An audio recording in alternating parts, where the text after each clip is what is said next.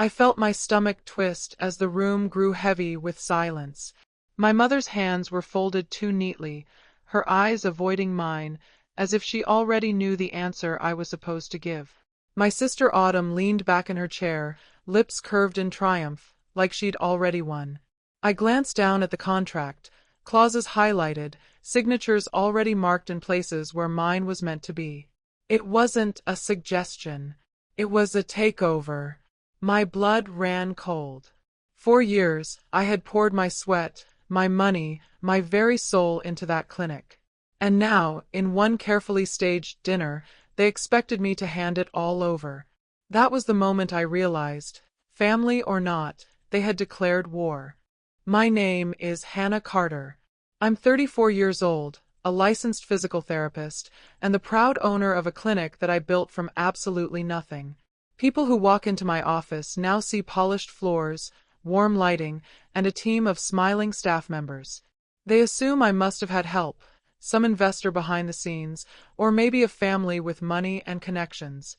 They never imagine the truth, that every inch of that clinic is built on sleepless nights, second jobs, and sacrifices no one else ever saw.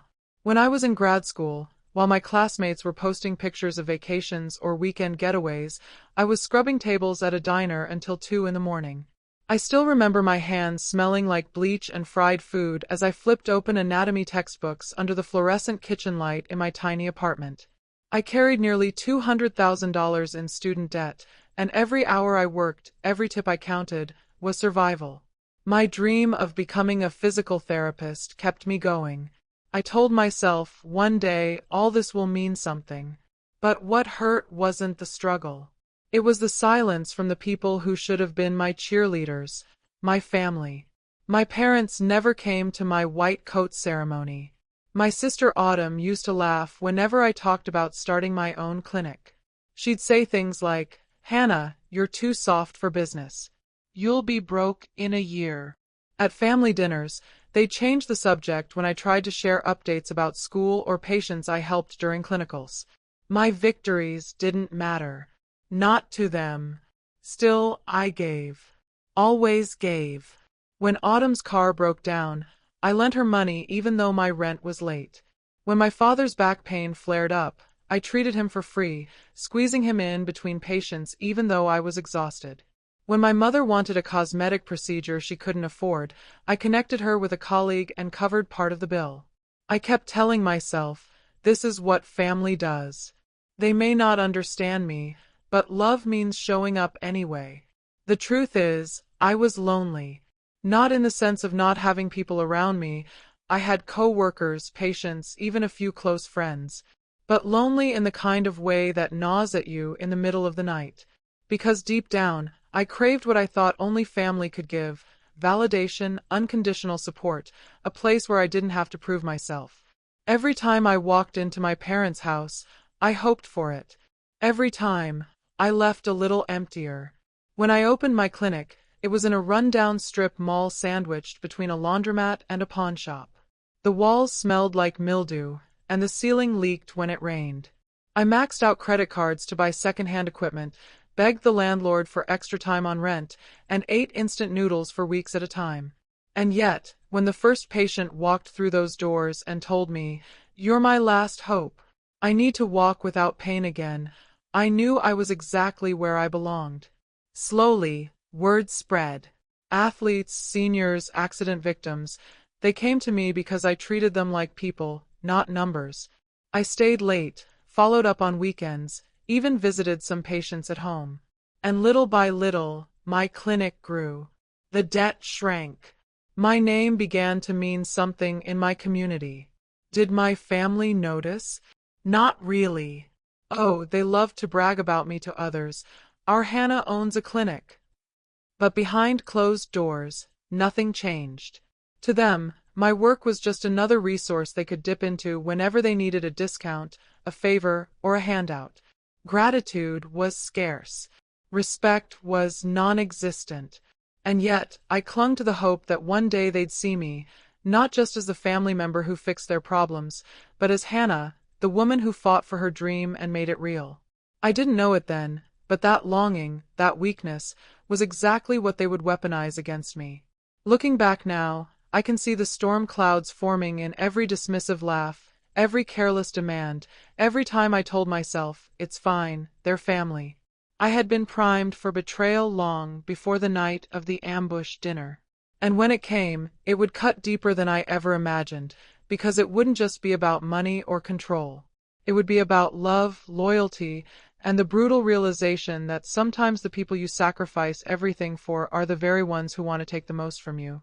The papers on the dining table looked innocent enough, just a few pages neatly clipped together. But the way my father's hands pressed them toward me, the way my mother avoided eye contact, the way my sister Layla smirked as if she had already won, I knew this wasn't business. It was blood dressed up in fine print. Hannah, my father began, tone steady, almost rehearsed. Your clinic has done well. Better than any of us expected. But now it's time to think of the family. Layla is ready to step in as manager. She'll bring fresh energy.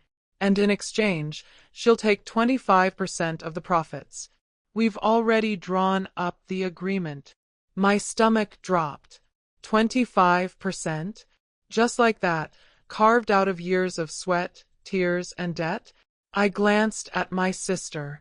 Layla sat back in her chair, her manicured nails tapping the table, her lips curled into a smug little smile.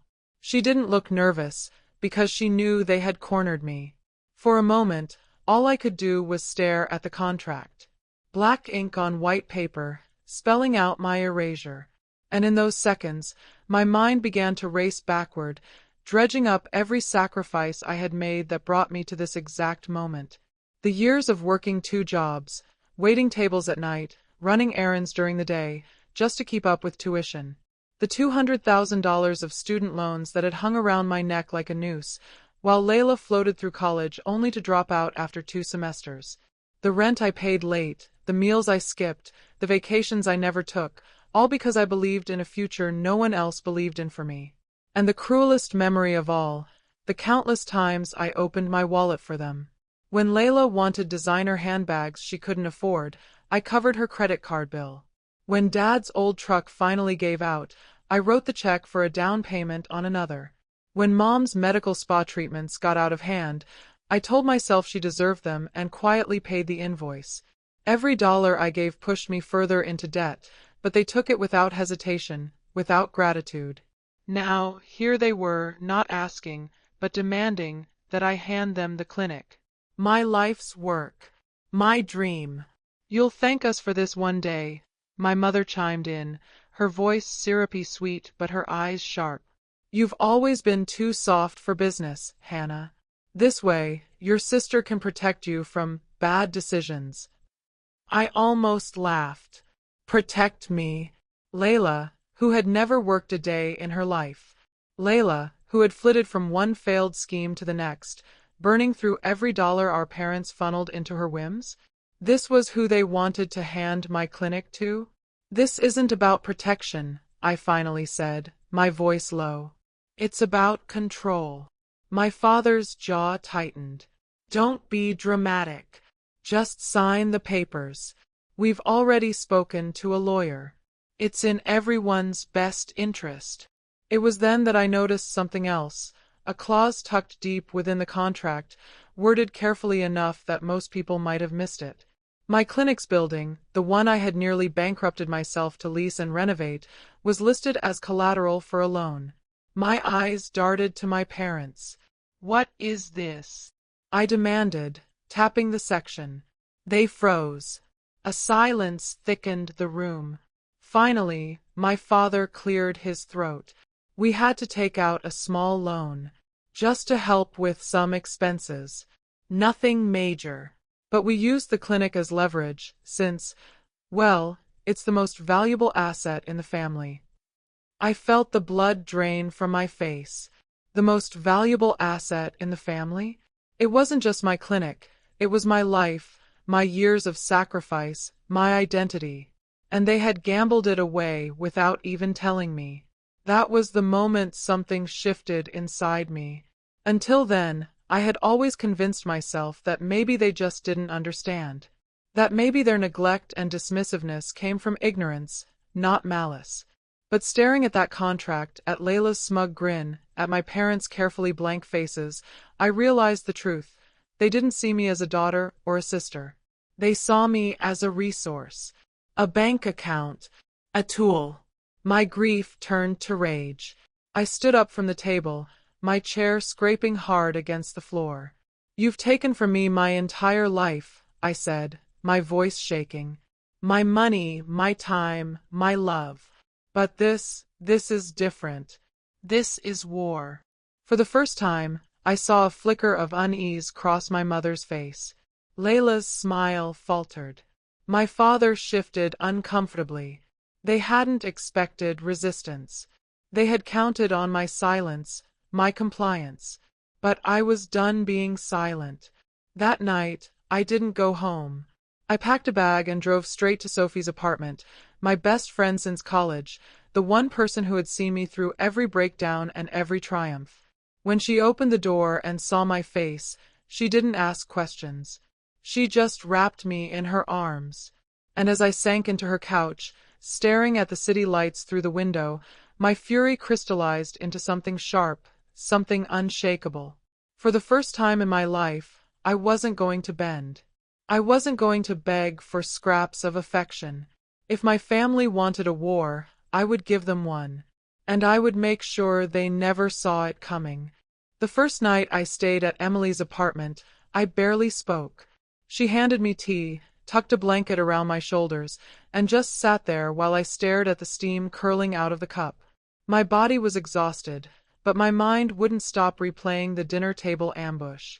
Layla's smirk, my father's cold tone, my mother's patronizing words, the contract waiting like a trap. For years, I had swallowed my anger and convinced myself that keeping peace was worth the price of my dignity. But lying awake in Emily's guest room, staring at the ceiling fan cutting the dark into fragments, I realized something had changed. My family had crossed a line that couldn't be uncrossed. At first, grief hollowed me out. I cried until my throat ached. Emily sat with me, passing tissues, whispering that I didn't deserve any of this.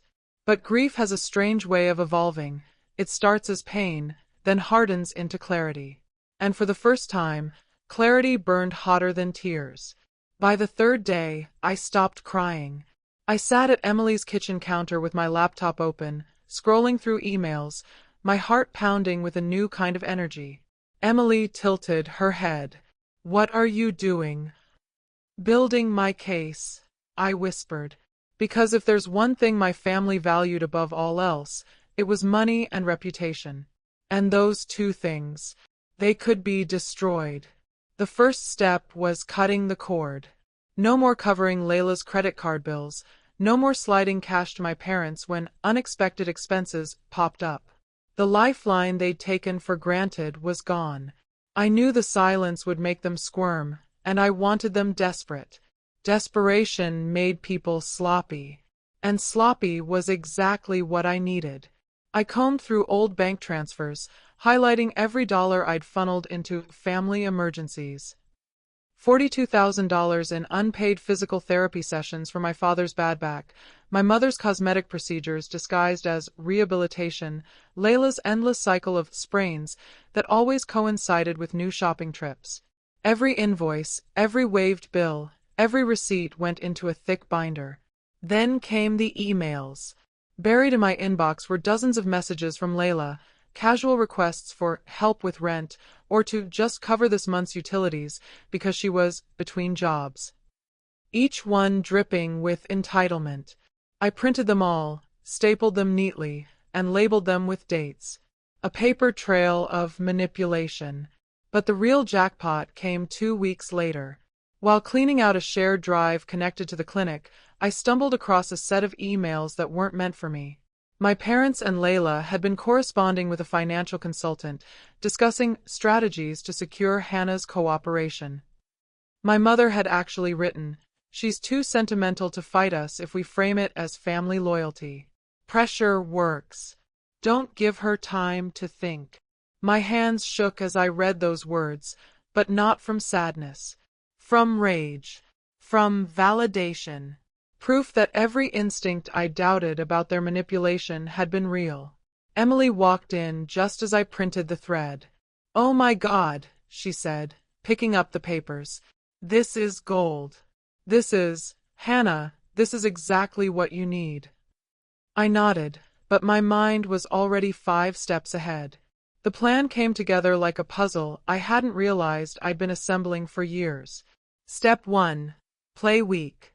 I drafted careful replies to my parents' texts, making it sound like I was overwhelmed, unsure, and maybe even considering their proposal. I wanted them comfortable, smug, overconfident. When predators feel safe, they expose their throats. Step 2. Bait the hook. I suggested another family meeting, offering to talk about ways to collaborate. But before that meeting, I slipped a small recording device, Emily's idea, into my bag. When the time came, I would let them talk freely, confident that they were winning, while every poisonous word sealed their fate. Step 3. Widen the cracks. I made subtle comments to family friends about how I'd been helping my parents financially for years, but always brushed it off with a smile. Just enough to plant seeds of curiosity. Gossip spreads like wildfire in our community, and I needed kindling ready before the blaze. Step 4. Prepare the strike. All the evidence, the invoices, the unpaid treatments, the emails, the recordings, I organized into a digital folder and multiple hard copies. Emily helped me back it all up, labeling each piece with precision.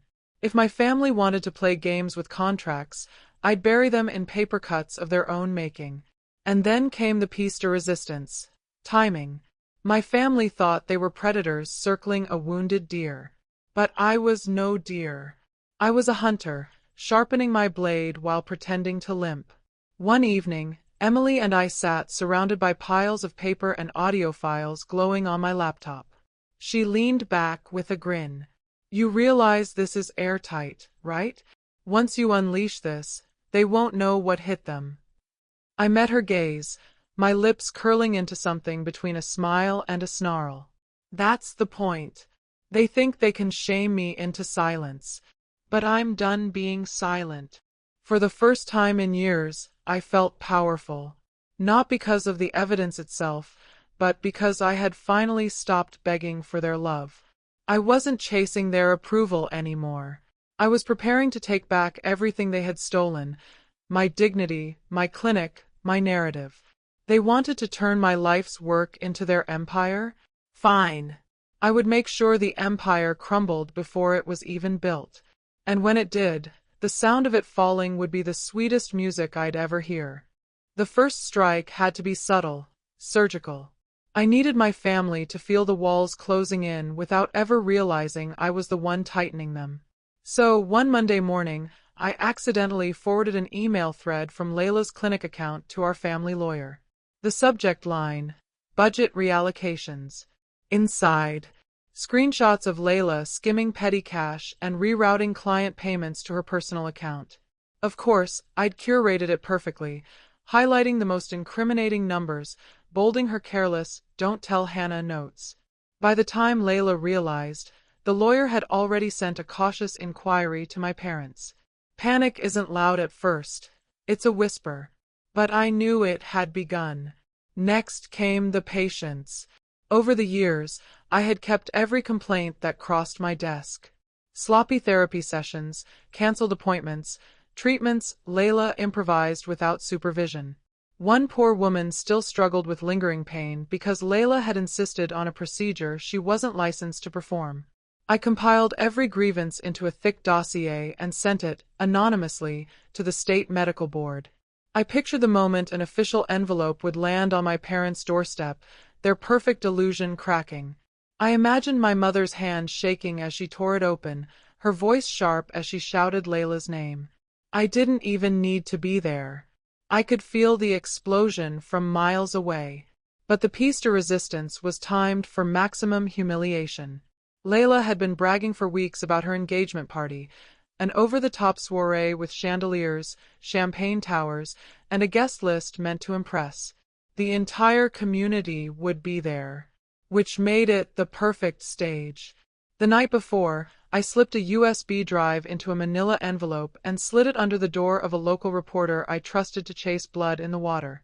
Inside, financial records, patient complaints, and one simple note: if you care about public safety, start here. The timing was deliberate. By the time the first champagne cork popped at Layla's party, the journalist was already firing off tweets, his article queued to publish at 9 p.m. sharp. And right on schedule, as Layla posed for photos in her glittering gown, phones around the room buzzed. One by one, guests pulled out their devices, eyes widening, whispers spreading like cracks in glass.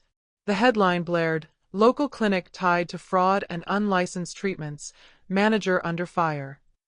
I stood near the back of the ballroom, invisible among the crowd, and watched Layla's smile falter as she realized all eyes were on her.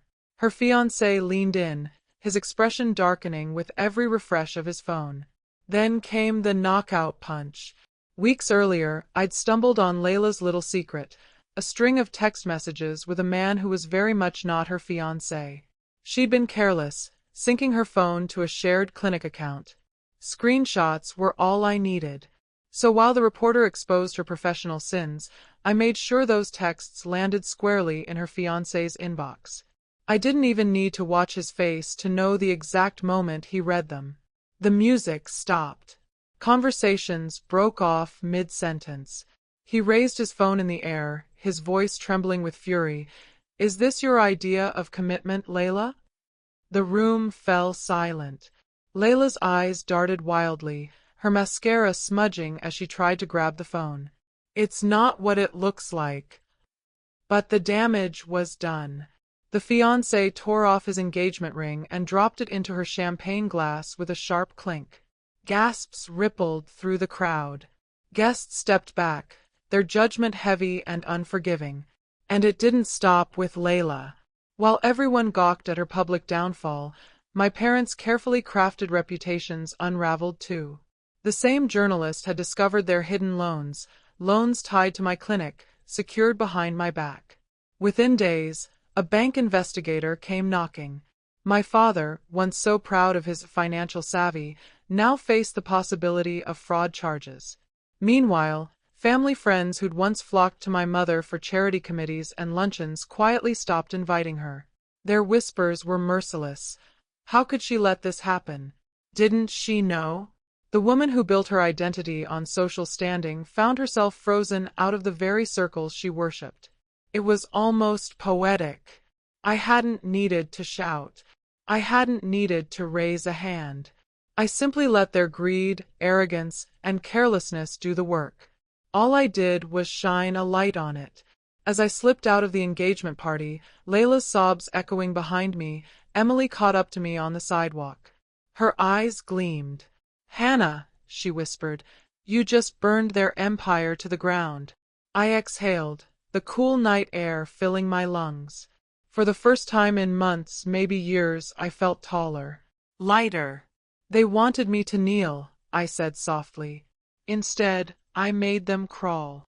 But deep down, I knew this wasn't the end. This was only the beginning of the reckoning. My parents had always believed that image was everything. When whispers about Layla's fraud and my father's shady loans began to circulate, they scrambled to do the one thing they thought could salvage their reputation: host a grand charity gala. It was billed as an evening of generosity and grace. The ballroom glittered with chandeliers, champagne flowed like water, and my mother wore a gown the color of pride itself. Layla stood at her side, her engagement ring conspicuously absent, but her makeup plastered into a smile so rigid it looked painted on. My father worked the room, shaking hands with donors and partners, desperate to project normalcy. They didn't know I was coming. I walked into the ballroom alone, dressed in a simple black gown that carried no jewels, no embellishment. Just clean lines and quiet defiance. Heads turned as I made my way to the center, the kind of hush that falls when a ghost enters the room. My mother's smile faltered first. "Hannah," she hissed, her voice sharp behind clenched teeth. "What are you doing here?" I didn't answer. Instead, I nodded toward the massive projection screen set up for the gala's charity presentation. My voice carried, calm and steady. Since tonight is about truth and generosity, I thought it was only right to share something personal. Something enlightening. The room dimmed. The projector flickered. And then, the screen filled with my family's faces. Not their polished smiles. Not their carefully staged family portraits. No. These were clips I had gathered over months. Private conversations, cruel comments, the moments when masks slipped. There was Layla, smirking as she whispered to my mother, "If Hannah's stupid enough to keep working herself to death, we might as well profit from it." There was my father, laughing as he said, "She'll never fight back. That girl would sign her own soul away if we told her it was for the family." And there was my mother, my own mother, rolling her eyes as she remarked, "Hannah's too weak to realize we've been bleeding her dry. She exists to keep us comfortable." Gasps rippled through the crowd. Forks clinked against plates. I could feel the oxygen shift, thick with disbelief and disgust. The video kept rolling. Layla bragging about using clinic funds for designer handbags. My parents joking about how much longer they could milk me before I collapsed. Their voices, so casual, so venomous, echoed off the ballroom walls. When the screen finally went black, the silence was suffocating. Then came the eruption. Unbelievable. They used her. After everything she built? Donors pushed back their chairs. Business partners shook their heads in fury. One man ripped up a pledge card right at the table. The gossip swirled so fast it became a storm, each whispered condemnation louder than the last. Layla stammered, reaching out to the microphone. It's all taken out of context." But her fiancé's parents, seated in the front row, stood abruptly and walked out, their expressions carved from ice. Others followed. Within minutes, half the room had turned its back. My mother grabbed at pearls that suddenly felt like a noose around her neck. My father's face flushed crimson as reporters in the crowd scribbled furiously, their pens daggers. And me. I stood tall, calm, untouchable. "For years," I said, my voice even, "I gave everything I had to this family. My time, my money, my love. And in return, I was mocked, used, and betrayed. Tonight, the truth speaks for itself. They wanted to paint me as weak, but look at them now." My words hung in the air like smoke after a gunshot. Layla burst into tears, mascara streaking down her cheeks. My mother collapsed back into her chair, her hands trembling. My father barked something about lies, but no one listened. No one cared. Their audience was gone. Their empire, their illusion, their dignity, shattered. It was over. I turned, unhurried, and walked out of the ballroom as the chaos crescendoed behind me. For the first time, I felt no weight on my shoulders. Only clarity. Only freedom. And as the cold night air greeted me outside, I realized something. Justice wasn't always about courts or police. Sometimes, the most satisfying justice was simply showing the world who people truly were when they thought no one was watching. That night, I didn't just win. I was reborn. In the days after the gala, the fallout spread like wildfire. Newspapers picked up the story, donors severed ties, and my family's carefully curated image disintegrated overnight. For once, I didn't flinch. Their downfall wasn't mine to carry anymore. I made one decision immediately. I cut all contact. No more Sunday dinners. No phone calls. No late-night texts from my mother demanding help. Silence became my shield. At first, the quiet felt foreign. For years, I had lived under the constant noise of their demands, their criticisms, their manipulation. Now, my phone stayed still. My door stayed closed. The weight I didn't know I'd been carrying finally lifted, leaving me with something I hadn't felt in years: peace. Emily was my anchor during those first weeks. She'd curl up beside me with wine and remind me, gently but firmly, that I wasn't cruel for walking away. "You're not abandoning them," she said one night. "You're choosing yourself." Those words stuck. I started attending a women's support group at a community center downtown. At first, I sat in the back, listening to stories that mirrored my own: betrayal, exploitation, toxic family ties. Slowly, I began to speak. My voice trembled at first, but with each meeting, I felt the fire return, not the fire of revenge, but of rebuilding. It was in those rooms that I found my next calling. I began writing, first in private journals, then in longer posts I shared anonymously online. My words resonated. Messages poured in from women across the country who said, "You put my pain into words," or "I thought I was alone until I read this." I wasn't just surviving anymore. I was connecting. I was helping. Meanwhile, my clinic, my true home, flourished. The cloud of family interference was gone, and with clarity came growth. Within a year, I opened a second branch, then a third. I launched a mentorship program for young physical therapy students drowning in debt, the kind of program I had once wished for. Seeing their determination reminded me of myself at 22, exhausted but unbroken. This time, I could give them more than advice. I could give them opportunity. Every milestone reminded me I had built this life with my own hands, not for my family, not for validation, for me. Emily and I grew closer through it all. She became more than a best friend. She was family in every way that mattered. Holidays that once left me aching with loneliness were now filled with laughter in her kitchen, surrounded by people who chose to be there, not people who felt entitled to my presence. And yet, there was one door I didn't slam completely shut. One afternoon, months later, I received a letter from my mother. Her handwriting wavered, unsteady. She wrote about shame, about regret, about how she hadn't realized the depth of her cruelty until it cost her everything. For the first time in my life, her words felt almost human. I didn't respond. Not immediately. Forgiveness wasn't a gift I could hand over like spare change. But I tucked the letter into a drawer, not because I wanted her back in my life, but because I wanted to remember. People can regret without changing, and I was no longer responsible for their redemption.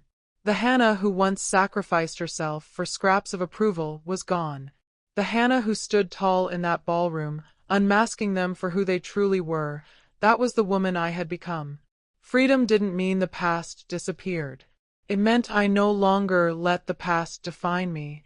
Now, when I stand in my clinic, watching patients walk again, when I click publish on a blog post that sparks hundreds of voices sharing their truths, I feel it deep in my bones.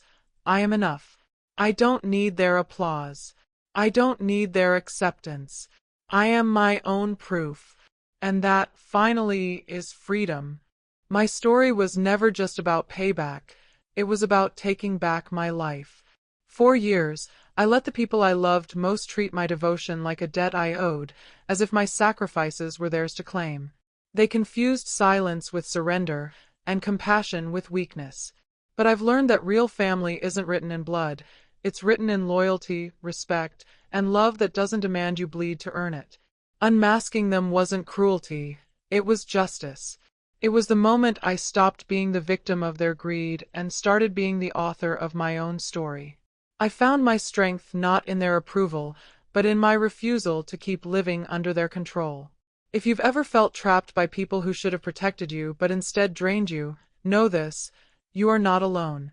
You deserve freedom, dignity, and a future that belongs only to you.